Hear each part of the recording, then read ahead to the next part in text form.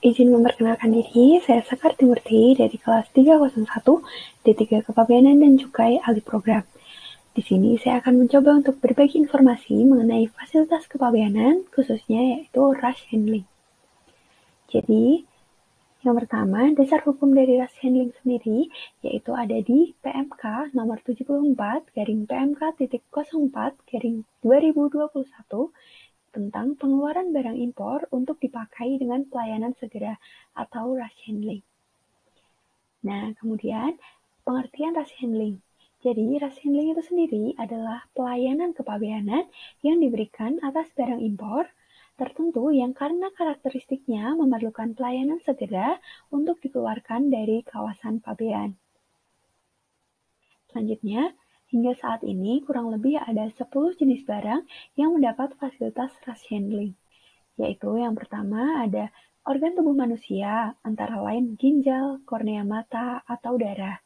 Yang kedua ada abu jenazah dan jenazah. Selanjutnya ada binatang hidup. Kemudian barang yang dapat merusak lingkungan, antara lain bahan yang mengandung radiasi. Kemudian ada tumbuhan hidup, dan juga ada surat kabar dan majalah yang peka waktu. Selanjutnya ada dokumen atau surat. Kemudian yang ketujuh ada uang kertas asing atau banknotes. Kemudian ada vaksin atau obat-obatan untuk manusia yang bersifat peka waktu atau membutuhkan penanganan khusus. Dan yang terakhir adalah barang lain yang karena karakteristiknya perlu mendapat pelayanan segera setelah mendapat izin dari Kepala Kantor Pabean. Nah, di sini ada beberapa hal yang perlu diperhatikan oleh importir. Yang pertama yaitu adalah pemberitahuan pabean. Yang kedua ada dokumen pelengkap pabean. Dan yang terakhir adalah jaminan. Jadi yang pertama pemberitahuan pabean terdiri dari dua pemberitahuan yaitu PIBK atau pemberitahuan impor barang khusus yang mencakup organ tubuh manusia dan jenazah dan abu jenazah. Kemudian ada pemberitahuan impor barang yang mencakup barang yang dapat merusak lingkungan atau mengandung radiasi, binatang hidup, tumbuhan hidup, dokumen surat kabar, uang kertas asing atau banknotes, vaksin atau obat-obatan untuk manusia, dan yang terakhir adalah barang lain yang karena karakteristiknya perlu mendapat pelayanan segera. Kemudian yang kedua adalah dokumen pelengkap pabean. Nah, dokumen pelengkap pabean ini ada berbagai macam.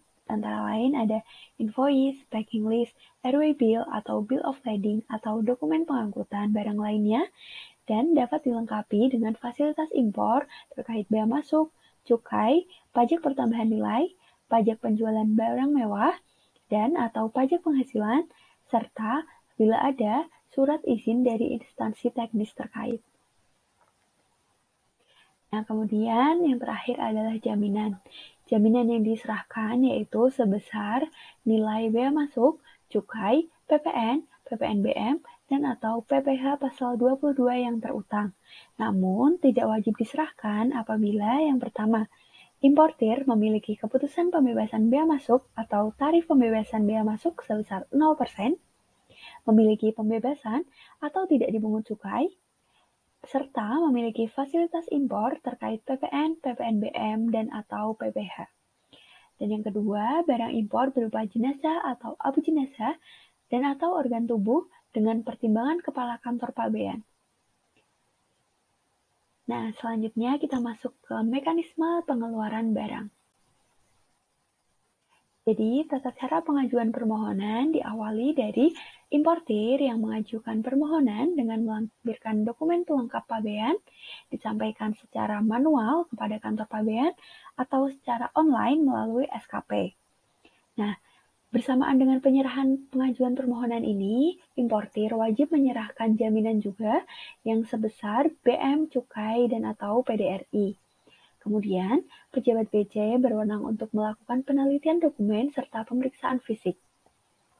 Setelah dilakukan pemeriksaan fisik atau penelitian dokumen, maka akan dihasilkan keputusan yang berupa ditolak atau disetujui. Apabila ditolak, maka pejabat BC akan melampirkan alasan penolakan, kemudian akan disampaikan kepada importir. Namun apabila disetujui, maka pejabat BC akan menyampaikan persetujuan pengeluaran barang. Nah, di sini ada beberapa dokumen pelengkap yang perlu dilampirkan dalam permohonan. Antara lain, yaitu yang pertama, identitas importir, nomor dan tanggal invoice, nomor dan tanggal airway bill, bill of lading, atau dokumen pelengkap lainnya. Kemudian ada jumlah dan jenis barang impor, ada pos tarif atau HS code, kemudian valuta asing, kemudian NDPBM, kemudian ada nilai barang impor, yang ke-9 negara asal, ke-10 bea masuk cukai PPN, PPNBM, dan atau PPh pasal 22, yang ke-11 yaitu nomor dan tanggal dokumen fasilitas impor dalam hal barang impor mendapatkan fasilitas, dan yang terakhir adalah nomor dan tanggal dokumen persyaratan impor dalam hal merupakan barang yang dibatasi impornya. Baik, sekian yang dapat saya sampaikan. Semoga pemaparan ini dapat bermanfaat bagi kita semua. Saya mohon maaf apabila ada kekurangan dan kesalahan dalam penyampaian materi. Terima kasih.